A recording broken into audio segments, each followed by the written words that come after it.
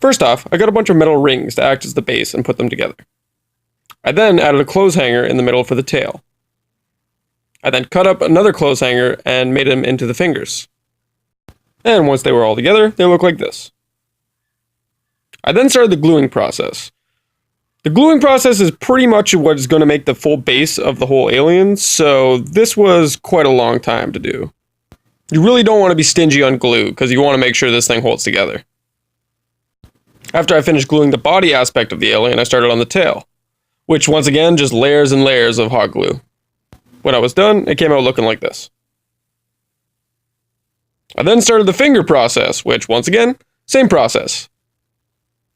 They ended up looking like this once they were more filled out. But then I realized I had to add the knuckle parts, so I had the knuckles and the, toes. And after that, I started the white paint process. Now I use a white latex paint for most of my props, so I'd recommend that. After the white paint process, I started an orange paint process, which didn't really end up working out.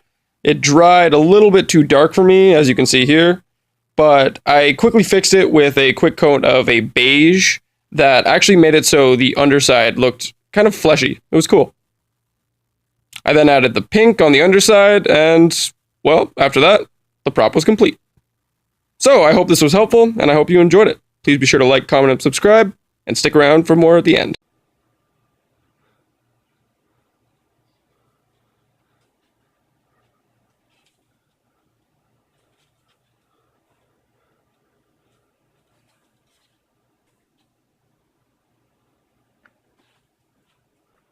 The Rangers not knowing.